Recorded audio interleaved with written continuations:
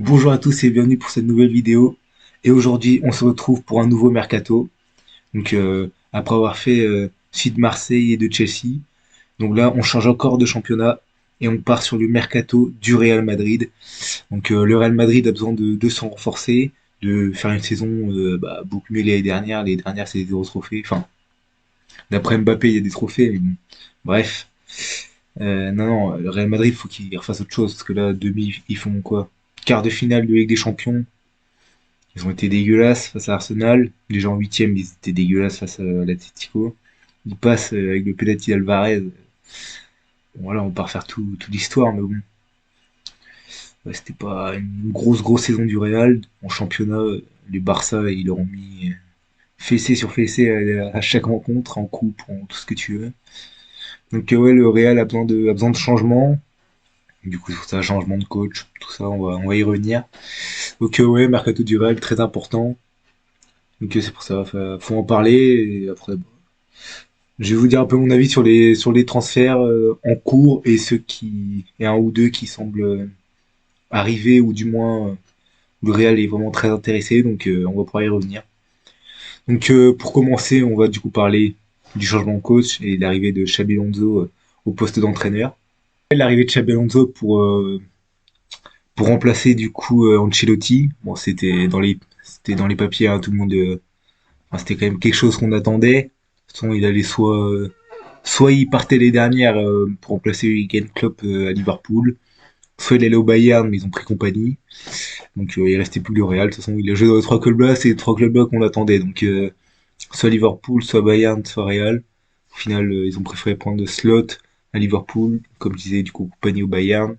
Donc là, Ancelotti, de toute façon, il fallait qu'il parte. On sentait que cette année, c'était celle de trop. En plus, il est pas mal retombé. Il est parti au Brésil après, à voir, il a Coupe du Monde 2026, tout ça, nouveau challenge. Je pense pour les deux parties, je pense que c'était bien que ça s'arrête. Après Ancelotti, big respect avec tout ce qu'il a fait, tout ça, mais bref. Arrivé de Xabi Alonso on connaît. Bayer Leverkusen, le mec, il y a, il y a 2 ans du coup, il nous sort une saison mais monstrueuse. Et qui gagne tout. Le seul match qu'ils ont perdu de l'année, c'est malheureusement pour eux, finale de Ligue Europa avec un Lookman en pétard. Le mec, il te sort un triplé, enfin, trop fort. Et ouais, du coup, Xabi Alonso, on connaît. Maintenant, est-ce qu'il va pouvoir adapter son style d'entraîneur au Real? Parce qu'on sait quand même que Xabi Alonso, c'est un coach avec des idées. Il veut mettre en place des choses.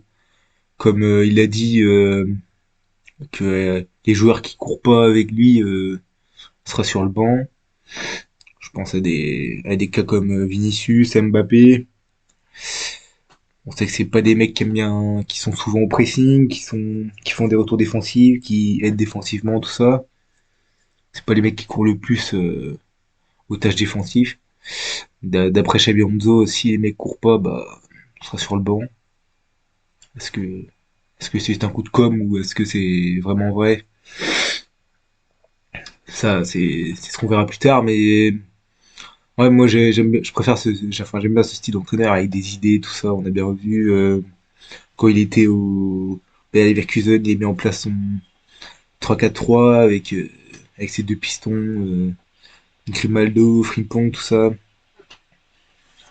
Ses deux numéros 10 t'avais souvent Hoffman et Wirtz. Enfin ouais, t'avais souvent une belle équipe, même des fois Frimpong qui était aussi en offensive, tout ça.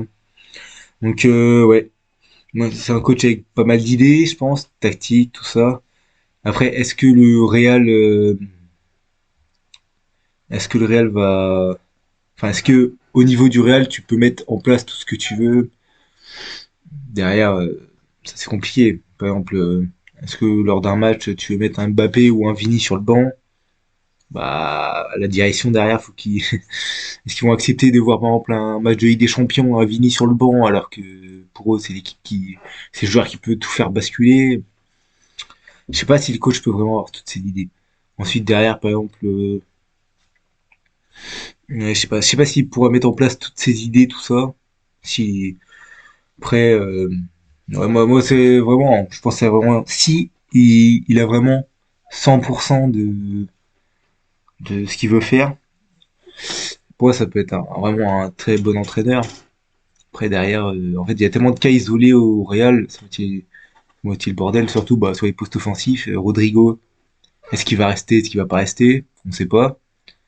Mbappé, Vini, bah, Mbappé, il vient de prendre le numéro 10, donc même il vient d'arriver. Donc s'il y en a qui doit partir entre Vini et Mbappé, ils choisiront Mbappé. Enfin, oui, ils choisiront Mbappé et Vini partira. Après, Vini, il a pas encore prolongé. Est-ce qu'il va prolonger ou est-ce qu'il va partir pour 300 millions en Arabie Saoudite? Je sais pas, il y a la Coupe du Monde dans un an. Est-ce que lui, il a pour projet de partir là-bas? Je suis pas sûr. Après, c'est sûr, les salaires sont affolants et est-ce que tu peux vraiment refuser ça? Pas sûr non plus, mais derrière, t'as une Coupe du Monde et je pense qu'il veut jouer la Coupe du Monde en étant au meilleur de sa forme. Donc, je le vois pas mal partir cet été à un an de la Coupe du Monde, quoi.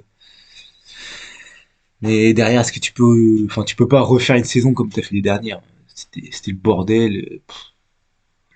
Vraiment, au niveau foot, c'était pas le meilleur du Real. Et du coup, avec un nouveau coach aussi, parce que quand Ancelotti était là, il disait, on devrait tout ça, que lui, en gros, il y avait une tactique à partir de gardien, défense, milieu, mais à partir des attaquants, ils étaient libres et en mode, ils avaient carte blanche, quoi.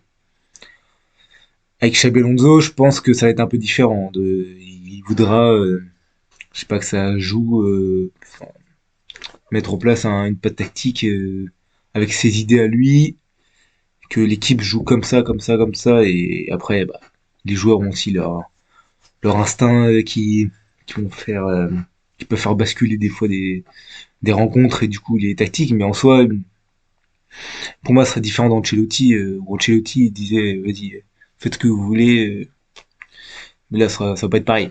Donc, hâte de voir ça. En plus, avec des petites arrivées, mais même si pour l'instant, les arrivées, c'est plus défensif, il paraît qu'il cherche un milieu de terrain. Il serait peut-être sur un milieu de terrain, à voir. Mais ouais. Donc, Xabi Alonso, bah, à voir. De toute façon, c'est sa grosse première épreuve en tant qu'entraîneur, parce que c'est quand même un jeune entraîneur encore, hein. Il a fait Real Sociedad où il a fait, je sais pas les faire maintenant. Real Sociedad. Derrière, tu fais vers Leverkusen, t'as tout cassé. Mais là, t'arrives au Real, c'est pas le même palier, hein, c'est pas la même pression, c'est complètement différent. Quand il est entraîneur adjoint ou entraîneur des jeunes au Real, je crois, un truc comme ça. Bon, pareil, c'est pas l'équipe A du Real. Donc ouais, voilà un peu pour Xabi Alonso, mais vraiment hâte de voir ce que ça va donner, surtout d'un côté sur le terrain. Ouais, j'ai hâte de voir ça. Ensuite, on va parler du coup je crois que c'est ta première recrue qui est arrivée, Alexander Arnold. Alexander Arnold qui a rejoint Real Madrid. Bon, c'était quelque chose d'assez attendu et assez compréhensif dans le sens où t'as Carvajal qui se pète les dernières. Le mec qui doit, je ne sais pas, il a quel âge 36. Bon, il doit avoir un bon petit 36 Carvajal. Donc 36, son prime il est passé, tout ça. Est-ce qu'il va revenir au plus haut niveau? On peut avoir de sérieux doutes.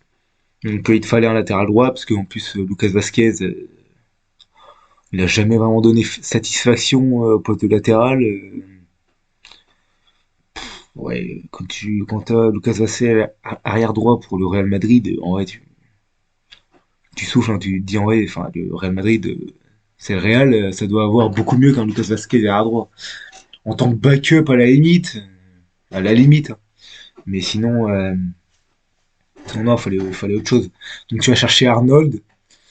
Après, Arnold, c'est pas vraiment le profil que Carvajal, c'est quand même plus offensif. Maintenant, alors ça va t'apporter offensivement. De toute façon, les qualités de Alexander Arnold, tout le monde les connaît, ses défauts aussi. On sait qu'il va t'apporter offensivement, qu'il va t'apporter des passes décisives, qu'il va sûrement t'apporter des buts, qu'il va t'apporter du jeu, il va t'apporter des passes clés. Et derrière, mon pote, quand tu joues au Real, quand tu joues le Barça, par exemple, bah, t'as Rafinha sur toi, mon pote, avec tes largesses défensifs, ça peut être compliqué. peut-être qu'un un duel Liverpool United avec un Rashford à gauche et un Rafinha un peu plus recentré. Mais donc ouais, pour moi de toute façon c'est ce il fallait faire un latéral droit, t'étais obligé. Tu as cherché Trent Arnold, c'était déjà dans les petits papiers il y a un an, c'était assez attendu. Bon, j'ai pas tout compris si c'était un transfert libre ou si c'était genre s'ils ont cassé son contrat, je sais plus, j'ai pas tout compris. Je me suis pas v'là renseigné non plus, mais sauf ils ont pas dû débourser une grosse somme, peut-être une prime à la signature à la limite, mais pour moi de toute façon fallait le faire. Fallait faire un latéral. Alexander Arnold, bon, c'est ce que tout le monde voyait. Maintenant, sous Xabi Alonso, avec les tactiques, tout ça que peut mettre en place Xabi Alonso, par exemple pour ressortir tout ça, avec un Wissem qu'on va parler tout à l'heure, Wissem, je sais pas comment on dit, avec un Wissem qui aime bien repartir de derrière, qui aime bien avoir le ballon, qui aime bien pouvoir faire des sorties de balles. Bah t'as pareil à droite avec Arnold aussi qui aime bien avoir le ballon. Donc t'as deux défenseurs qui arrivent, deux défenseurs, on va dire, même si Hutchen c'est quand même meilleur défensivement, mais deux défenseurs avec qui tu peux mettre en place des ressorties de balles beaucoup plus qualitatifs qu'avec un Asensio et un Lucas Vazquez. Donc de ce point de vue-là, c'est beaucoup mieux. Après, niveau défensif, Trent, des fois c'est compliqué. Mais de toute façon, il te fallait quelqu'un et Arnold, donc c'est très bien que quand on parle d'un latéral offensif, c'est très très haut, c'est très très haut, c'est chapeau 1 facile, hein, c'est très très haut. Donc ouais, Alexander Arnold, ça fait encore une star de plus qui arrive au Real. Ça fait quand même pas de beaucoup de gros noms. Derrière, est-ce que ça va donner satisfaction? On n'en sait rien, mais donc voilà pour le cas Alexander Arnold. Du coup maintenant on va passer au cas que je parlais tout de suite, le cas Heuchen. Heuchen arrive au Real Madrid. Ça c'est un peu le gros coup défensif du Real Madrid dans le sens où c'est un petit jeune, il a 20 ans, il vient d'avoir 20 ans, le mec c'est un 2005. C'était une recrue attendue pour moi au Real. Pour moi un défenseur central pardon, c'est vraiment minimum. Pour moi il en faut un deuxième. Je vais expliquer après, mais donc ouais, Dean Huijsen, 60 millions d'euros, c'est cher. C'est cher, c'est jeune, c'est sûr, c'est jeune, c'est ultra prometteur, ça là-dessus, complètement d'accord, il sort d'une saison de Bournemouth où il était en duo avec Zabarni dans l'axe, mec, trop trop fort. Je suis d'accord, mais c'est sa première saison l'année dernière, enfin c'est sa première saison complète. Faut pas oublier qu'il y a 2 ans, le mec était prêté à l'AS Roma par la Juve, j'ai regardé un peu, il était à 13 matchs il y a 2 ans. C'est sa première saison où les dernières il fait vraiment une saison complète.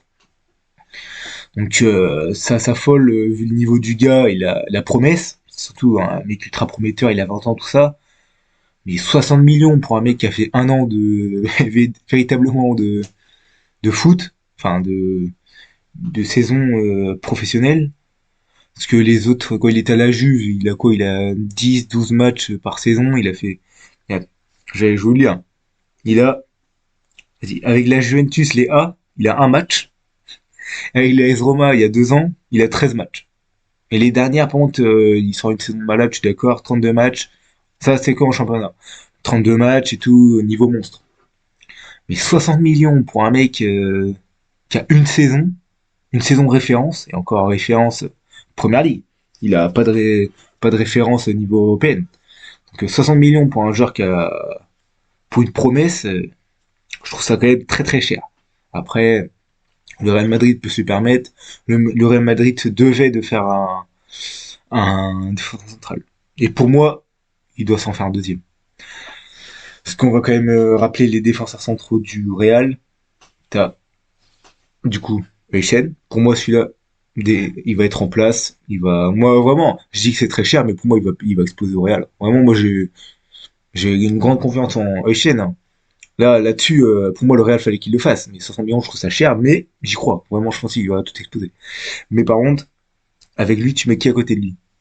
Rudiger, Rudiger, il peut faire du meilleur comme du pire. On sait que le mec, des fois, il est annoncé dans les top 5 des meilleures défenses, oula, des meilleurs centraux du monde. Des fois, les mecs, ils pètent des câbles quand ils balancent les trucs de glace sur l'arbitre pendant le match de coupe entre le Real et le Barça. Enfin, le mec, des fois, mais il a un grain, ce mec. Mais, enfin, des fois, il pète des câbles, tu comprends rien. Mais des fois, il peut être trop fort. Enfin, ce mec, il est tellement aléatoire. Genre vraiment, Rudiger, il est aléatoire, c'est une dinguerie. Donc avec Rudiger, tu sais pas vraiment comment te placer. Derrière, t'as qui? T'as David Alaba. David Alaba, big respect, hein. Une grosse carrière au Bayern, tout ce que tu veux. Le mec, il arrive à 17 ans au Bayern, il casse tout, Ligue des Champions.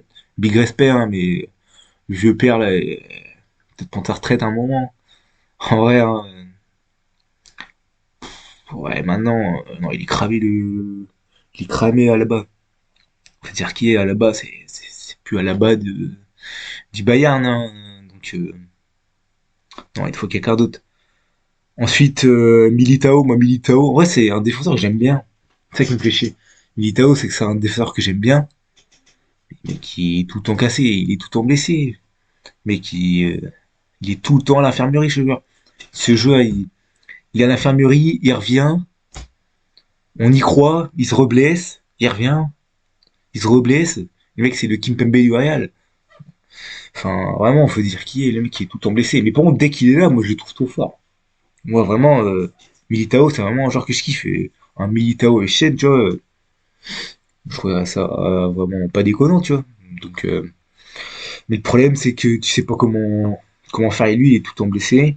Derrière, t'as qui? T'as Asensio. Donc, belle saison, vraiment. Les dernières au Real, on a bien vu que c'était un défenseur avec beaucoup de promesses. Pareil, jeune, je crois que c'est en 2003. Donc, une paire 2003-2005 en défenseur centraux, tu te dis, vas-y, nickel. Mais derrière, c'est que il a fait une bonne saison. On a bien vu à la Coupe du Monde des clubs, il tire un peu la gueule.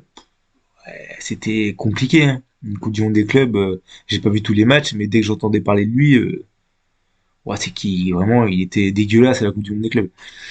Après, on va pas tout jeter à la poubelle. C'est pas parce qu'il a fait une Coupe du Monde des clubs dégueulasse qu'il faut tout jeter, mais est-ce que vraiment tu peux t'appuyer sur un défenseur central Asensio qui a fait une bonne saison et Dinoisen qui a fait une bonne saison? Genre les mecs, ils ont fait une bonne saison à eux deux. Enfin, ils ont qu'une saison vraiment de référence. C'est ça ta défense centrale pour l'année prochaine. Tu prends des gros risques, hein. Ça peut passer, hein. Mais ça peut surtout casser, hein, en vrai, hein. Faut pas se mentir. Et que les gars, ils ont qu'une bonne saison, ils sont encore jeunes. En Ligue des Champions, tu peux te prendre le bouillon. Avec un Julian Alvarez là-dessus, en Liga, il peut te foutre le bordel. Lewandowski, pareil. Donc, ouais, je sais pas. Pour moi, il te faut un autre défenseur central. Après, il y a aussi Chouameni. Chouameni, là vraiment, les gars, faut qu'il y ait. Parce qu'il y en a, des fois, ils mettent défenseur central, mais moi, Chouameni, vraiment, pour moi, faut qu'on en parle. Vraiment, Chouameni, le cas Aurélien Chouameni, vraiment, moi, j'ai pas la vision. Vraiment, Aurélien Tchouaméni, milieu de terrain. Moi, vraiment, Tchouaméni, je sais pas du tout. J'arrive pas avec ce joueur. Je comprends même pas, enfin, quelles sont ses qualités vraiment à Tchouaméni qui font de lui un des meilleurs milieux de terrain au monde. Parce que pour moi, c'était milieu de terrain au Real Madrid. C'était un des meilleurs milieux de terrain au monde. Ça va avec. Et est-ce qu'Aurélien Tchouaméni est un des meilleurs milieux de terrain au monde? Vraiment, moi, je vous pose la question. Peut-être que c'est juste moi qui comprends rien. Moi, Aurélien Tchouaméni, que ce soit l'impact au milieu de terrain, genre l'impact physique. Bah, moi, je préfère par exemple un Caicedo, je préfère un Declan Rice, même en équipe de France, j'ai préféré un Manu Koné au niveau de l'impact physique. Bon, même si des fois en équipe de France, avec ses pieds, c'était dégueulasse, mais au niveau de l'impact physique, il y allait beaucoup plus qu'Aurélien Tchouameni. Niveau, par exemple, milieu un peu plus reculé, Regista. Bah, en ce moment, je préfère plus un Zubimendi, je préfère un Kimmich. Niveau milieu de terrain, on va dire avec un peu sous forme de 8 ou plus avec une bonne vista, tout ça. Ça, on va plus parler. Enfin, c'est un peu aussi comme un Regista, mais un peu plus créateur. On va plus parler d'un Vitinha, on va plus parler d'un Pedri. Euh, Si on parle d'un milieu de terrain qui casse des lignes par le dribble, on va dire qu'il part d'un peu de derrière et qui va transpercer le milieu de terrain. Bah là, je vois plus un Frankie de Jong. Je pense plus à même un Eduardo Camavinga, par exemple, que j'ai vu beaucoup plus avec le ballon se faire presser et réussir à sortir des dribbles et passer entre deux trois défenseurs et continuer ou alors obtenir une faute. Ça, j'ai vu beaucoup de fois avec Camavinga, que j'ai beaucoup moins vu avec Aurélien Tchouaméni. Genre vraiment, quelles sont les qualités d'Aurélien Tchouaméni qui font de lui un des meilleurs milieux de terrain au monde aujourd'hui? Alors vraiment, je me pose la question. Après, peut-être c'est juste moi qui n'ai pas la vision, mais parce que Xabi Alonso, lui, par contre, il dit que Aurélien Tchouaméni il compte sur lui les prochaines. Pour lui, c'est le milieu en place avec Valverde, tout ça. Ouais, j'entends, hein, et il le voit tous les jours. Et c'est un meilleur, enfin, il a plus de vision que moi, je pense, Xabi Alonso. Je vais pas comparer, hein, mais moi, vraiment, Chouameni, vraiment, j'ai du mal. Donc, ouais. Ça, je voulais le placer quand même, que Aurélien Chouameni. Si quelqu'un peut vraiment me dire pourquoi Chouameni est un des meilleurs militaires au monde, je veux bien qu'on me l'explique. Donc, ouais, et du coup, ouais, Chouameni, pour en parler, ouais, parce qu'il peut du coup aussi évoluer défenseur central, mais non, pour moi, il te faut un autre défenseur central. Mais par contre, pour moi, si tu vas chercher un autre défenseur central, c'est-à-dire qu'il faut que tu fasses partir Alaba ou quelqu'un, mais tu peux pas. Parce que là, t'en as des défenseurs centrales, mais c'est que soit des promesses ou soit des joueurs où t'es pas sûr à 100% qu'ils vont te faire une belle saison, tu vois. Donc voilà, ça parle de Konaté. Konaté, bah, je pense qu'ils vont du coup attendre l'année prochaine, parce que soit c'est 30 millions cette année, soit c'est libre l'année prochaine, donc ils vont sûrement attendre l'année prochaine. Parce qu'ils veulent Saliba, mais Saliba, non, on n'y touche pas. Personne va chercher Saliba, et il reste à Arsenal, et non, pas touche. Et donc, ouais, Konaté. Alors, Konaté, je pense Konaté et Shen, vraiment, c'est hyper complémentaire. Ça, je suis d'accord là-dessus, hyper complémentaire. Dans le sens où t'as un défenseur bon à la relance et un autre défenseur beaucoup plus bah, dans la patte fusil, dans le duel aérien, tout ce que tu veux. Ça, c'est Konaté. Et l'autre relance, c'est Shen. Donc, pour moi, c'est vraiment hyper complémentaire. Après, le truc, c'est que Konaté, bah, un des meilleurs défenseurs du monde, il n'y a pas de souci. Mais le truc, c'est que à côté de lui, il a Van Dyke. Et à côté de lui, il a Van Dyke. Et du coup, Van Dyke, c'est le patron des défenses, tu vois. Et on voit bien en équipe de France, quand Konaté, il est à côté d'un Upamecano ou d'un Saliba et qu'il a le brassard. Konaté qui a le brassard, il a fait 3 matchs en équipe de France, il a toujours été dégueulasse, mais il a le brassard. Venez de m'expliquer. Mais ouais, Konaté, on voit bien que quand c'est à lui d'être le patron de la défense, tu vois, ça prend pas, tu vois. Et s'il vient au Real Madrid à côté de Sen, il vient en tant que patron de la défense. Il vient avec un joueur assumé, qui a connu la Ligue des Champions, qui a gagné des titres en Première Ligue, qui a tout. Il vient, CV, le mec qui vient en tant que patron de la défense, et il a jamais rempli ce rôle. Après, faut qu'il passe un cap. Faut qu'il passe un cap Konaté, et s'il veut le faire, ce sera au Real Madrid en devenant le patron de la défense. Et s'il y arrive, là par contre, big respect. S'il arrive à être patron de la défense du Real Madrid, tu peux rien dire. Le mec, Real Madrid, un des meilleurs clubs du monde, si ce n'est le meilleur club du monde, peut-être pas à l'heure actuelle, via la saison dernière, mais dans l'histoire, bref, on va pas refaire tout, mais voilà. Donc, s'il arrive patron de la défense avec Shen, je pense que ça peut être hyper complémentaire. Donc, je pense que ça peut vraiment être une défense incroyable, mais pour ça, faut que faut que Konaté passe un cap et devienne ce défenseur patron de la défense, quoi. Parce que là, pour l'instant, c'est bien, hein, t'as Papa Van Dijk qui tient la main pour être défenseur central à Liverpool.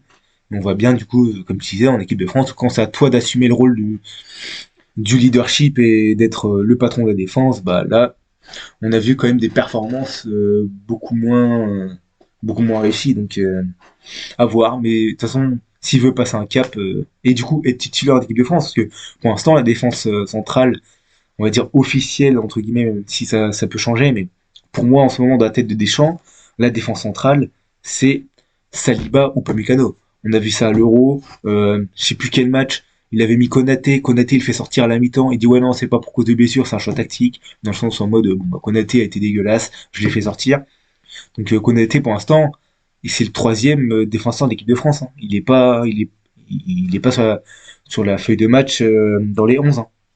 Donc si s'il veut être dans les 11, bah pour la Coupe du Monde, faudrait soit qu'il parte cette année au, au Real et qu'il devienne un patron de la défense avec Echen, soit que bah il continue comme il fait là. À la limite, il sort une grosse saison à Liverpool et peut-être que ça remet les cartes à zéro, mais son Saliba, il sera titulaire. Pour moi, le choix, c'est entre Upamecano et Konaté, ça c'est sûr. Mais pour l'instant, au vu des performances et comme on a vu à l'Euro, tout ça, où on a pu compter sur une grosse défense, bah c'est grâce à Upamecano Saliba. Donc pour l'instant, Konaté, pour moi, en équipe de France, il part avec un léger retard sur les deux autres. Donc c'est pour ça, s'il vient au Real Madrid, en tout cas dans un an, et qu'il devient patron de la défense, là, du coup, il deviendra sûrement avec Saliba peut-être, défense Saliba, Konaté, c'est ce que tout le monde veut, mais est-ce que c'est complémentaire à voir. Et du coup, revenons au Real Madrid. Moi, le Real Madrid, par contre, c'est maintenant pour moi qu'il leur faut un défenseur central. En vrai, ils peuvent pas continuer avec des, je sais pas. À la limite, vraiment, cette année, tu continues comme ça et vas-y avec des Rudiger, des Militao, des Alaba, des Asensio, tu vois ce que ça donne. Et si vraiment l'année prochaine c'est dégueulasse, tu fous tout ça je sais pas où et tu prends Konaté libre et puis voilà. Donc voilà pour le cas Euchen. En tout cas moi Euchen, je pense comme je disais, pour moi c'est cher pour un joueur qui a une saison référence en première ligue. Ils finissent 11e, 10e. Tu finis 10e de première ligue, 60 millions d'euros, c'est vraiment bien vendeur. Pareil pour Zabardil. Mais ouais, donc à voir pour Euchen. Mais moi par contre c'est cher mais je pense qu'il va exploser. Donc pour moi il fallait le faire. Bon, on a bien parlé là sur le cas Euchen, sur le cas Chouameni aussi. Je voulais en revenir sur le cas Konaté, tout ça. Maintenant, on va passer à Carrera, donc, qui nous vient de Benfica. Donc, alors ouais, pour ce qui est de Carreras, bon, je vais pas faire le mec, je vois pas du tout la Liga portugaise, donc vraiment je connais pas assez. J'ai vu vite fait du coup contre Monaco en championnat. Après contre le Barça, je sais plus si j'ai regardé le match. Je suis pas sûr, donc c'est pour ça. Carreras, je vais pas en parler, je vais pas passer une éternité dessus. Vraiment, je connais pas assez. 50 millions d'euros. Peut-être parce que c'est aussi jeune, c'est en 2003, donc 2003 c'est quoi ça? C'est 22, 21 ans? 21, 22 ans. Donc ouais, à voir ce que tu fais. Est-ce que du coup tu gardes quand même Ferland Mendy? Ferland Mendy qui est un peu en instance de départ aussi, je pense. En fait, Ferland Mendy c'est pareil. Ferland Mendy, tu peux avoir du meilleur comme du pire.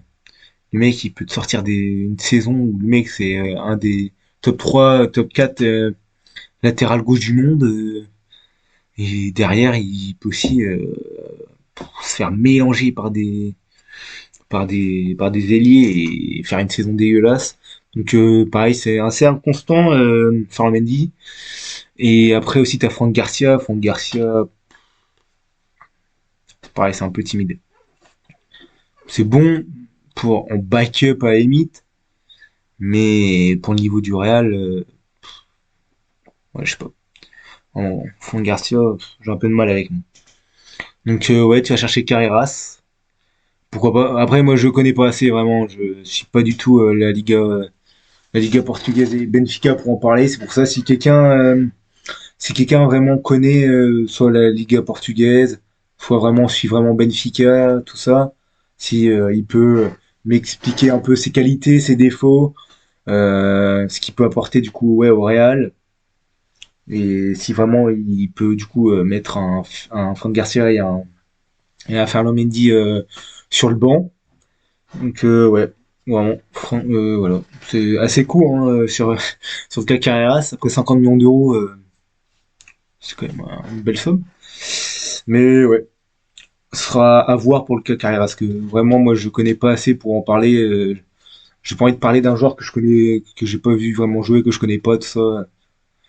Vraiment, c'est pas trop mon optique, donc on a déjà bien parlé sur des cas Xabi Alonso, sur les cas Shane Arnold, tout ça. Donc on a bien parlé. Et aussi, ah oui, je voulais aussi revenir sur le cas Gonzalo Garcia. Donc Gonzalo Garcia, du coup, je sais pas si j'ai une petite image.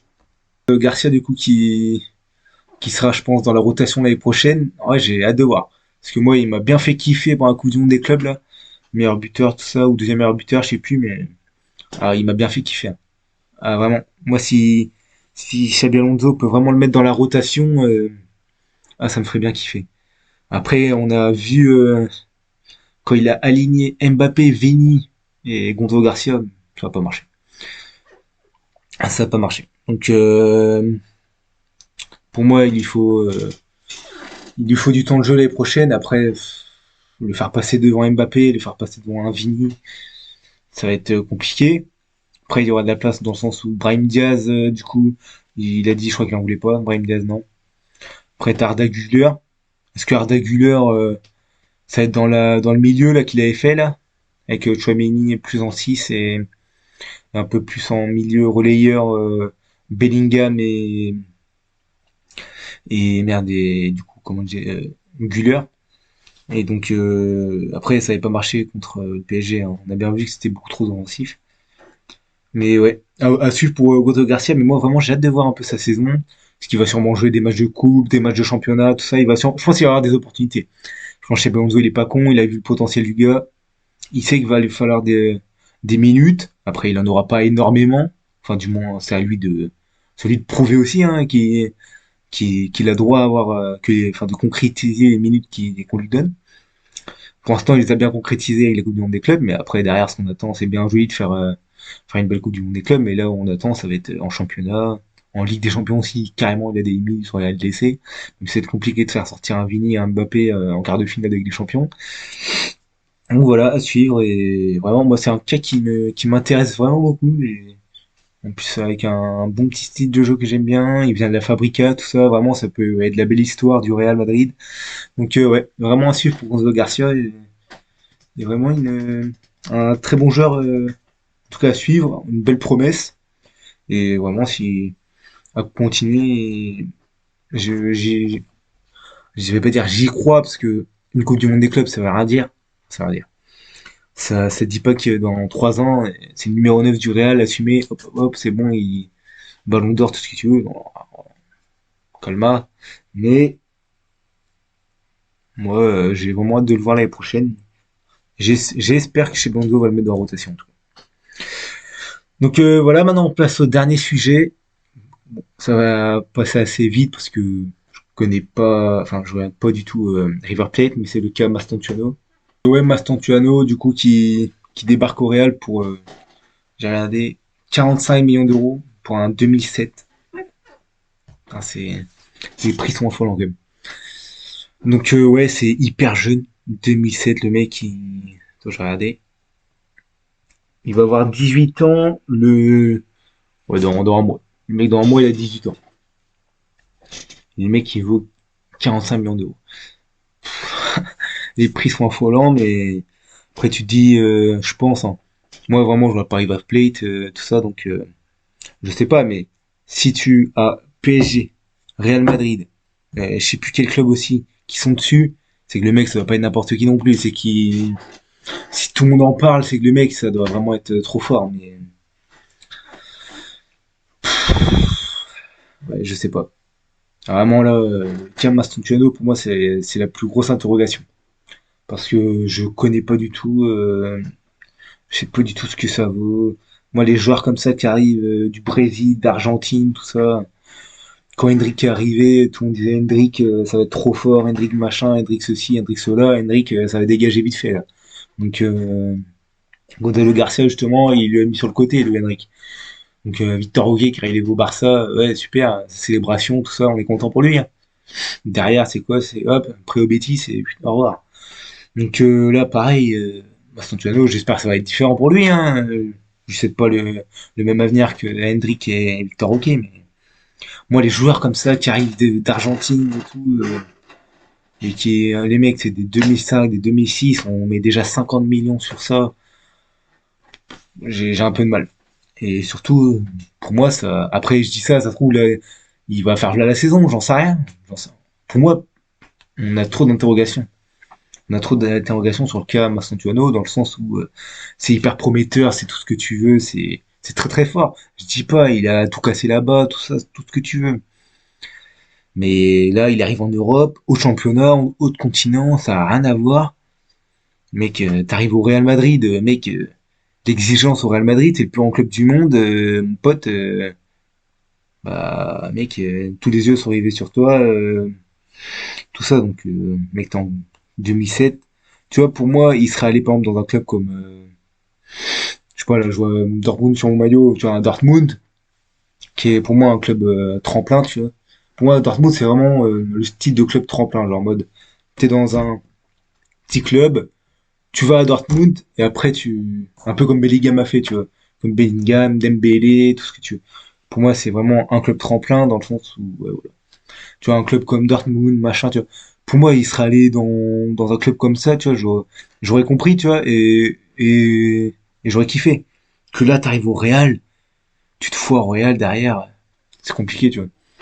Donc, ouais, Mastonciano à voir. Après, ça se trouve, moi je dis ça, j'en sais rien. Ça se trouve, il va tout casser, j'en sais rien. Vraiment, Mastonciano, j'en sais rien. Donc, on va pas en débattre 10 ans, hein, mais vraiment 45 millions pour un jeune pour un 2007, 45 millions d'euros, le mec qui nous vient d'Argentine. Ouais, j'ai du mal. Donc, ouais, à voir, mais moi en tout cas, ouais, les recrues enfin, que j'ai plus envie de voir du coup, ouais, c'est Huysen. J'ai envie de voir Gonzo Garcia dans la rotation. Xabi Alonso ce qu'il va mettre en place. Et derrière aussi, bah, du coup, Arnold, on connaît ses qualités, ses défauts, donc en soi, je m'attends à ce que je vois à Liverpool. Et derrière, pour Carreras, je connais pas, à devoir aussi. Donc voilà, merci d'avoir suivi cette vidéo. Prochaine vidéo, je sais pas encore. J'ai pas encore réfléchi nouveau mercato, peut-être United. United à voir, ils ont fait un beau mot. Ouais, il y a un petit truc à faire. On va suivre ça. Merci d'avoir suivi la vidéo, les gars.